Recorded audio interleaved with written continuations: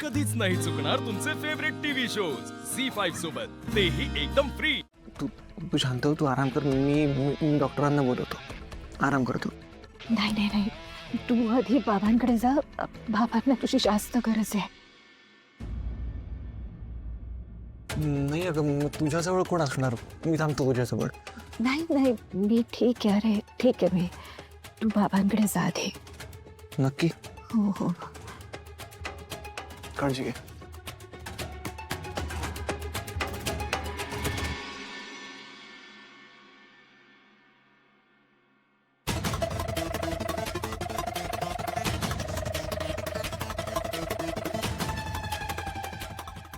देवा, हे काय होऊन बसलंय? पप्पानी हे काय करून ठेवलंय?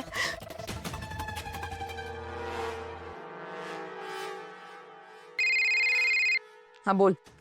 मग केवढा मोठा प्रॉब्लेम झालाय, तू सांग आता मला काय करायचंय आपण?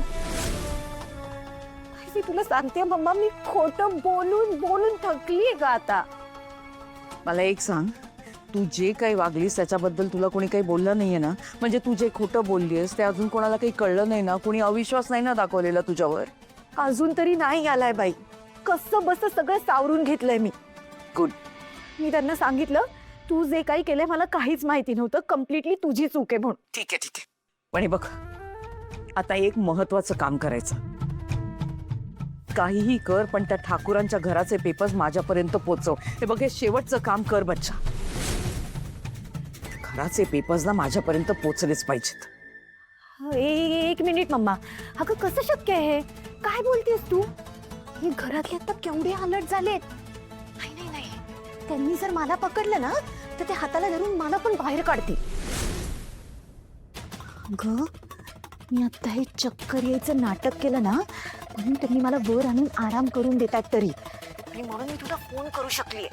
नाही ग मम्मा, नाही, शक्य नाहीये। आता काहीतरी खोटं कारण सांगून मी अखिलला खाली पाठवलंय। तू डॉक्टरांना घेऊन येतोय आता। काय? कुठल्या डॉक्टरांना?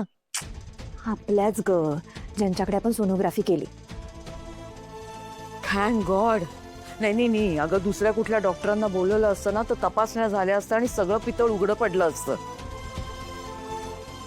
आयडिया, एक काम कर बच्चा, हे बघ, मी त्या डॉक्टरशी बोलते। तू काहीही करून घराची डॉक्युमेंट्स तिच्याकडे दे, ती पोचतील माझ्याकडे। डोंट वरी। अगं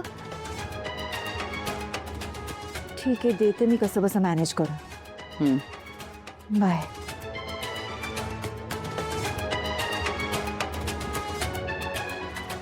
बापरे, जयश्री ठाकूर, आता बघच तुझ्या घराला मी कसा सुरुंग लावते ते।